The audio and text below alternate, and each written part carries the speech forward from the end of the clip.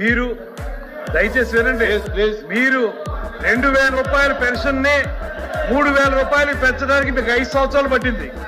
ఇదే ప్రభుత్వం వచ్చిన అధికారంలోకి వచ్చిన 15 రోజుల్లో 3000 రూపాయలు 4000 రూపాయలకు పెంచినటువంటి ఘనత ఈ ప్రభుత్వానికి దక్కుతుంది. అంతేకాదు మేము ఏప్రిల్ నెలలో ప్రకటించాం. ఏప్రిల్ నెలలో ప్రకటిస్తే అప్పుడు మా ప్రభుత్వం లేదు.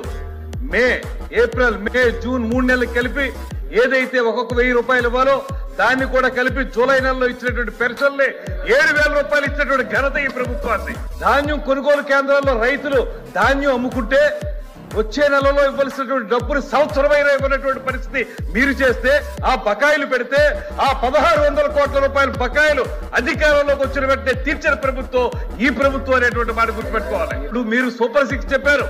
ఇవాళ సూపర్ 6 లో ఒక్కొక్కటి తీసుకుంటా ఉన్నాం. మేము కార్యక్రమాలు ఈ ప్రభుత్వం వచ్చి 4 నెలలైంది. మీరు 5 సంవత్సరాల్లో చేయలేని పనుల్ని 4 నెలల కాలంలో మొదలు పెట్టాం. అన్నప్రాసన నాడే ఆవకాయం తినేస్తానంటే మీరేమి చేయలేకపోయారు తింటామని. ఇవాళ మేము చెప్తా ఉన్నాం 4 నెలల కార్యక్రమంలో ఒక్కొక్కటి ప్రారంభించుకున్నాం. ఒక పక్కన ఫీజు రియంబర్స్మెంట్, ఒక పక్కన పెన్షన్లు. ఎవరైతే మంచానికి అంటి పెట్టుకుపోయి ఉన్నటువంటి దివ్యాంగులు ఉన్నారో వాళ్ళకి మీరు ముష్టి 3000 రూపాయలు ఇచ్చారు. ఇవాళ 15,000 రూపాయలు ఇచ్చినటువంటి ఘనత ఈ ప్రభుత్వాన్ని. వారికి మేము అందిస్తా ఉన్నాం. ఎక్కడి నుంచి తీసుకొస్తా ఉన్నాం? మీరు అప్పులు చేసి వెళ్ళిపోతే ఆ అప్పులు తిప్పలు మేము పడుతున్నాం.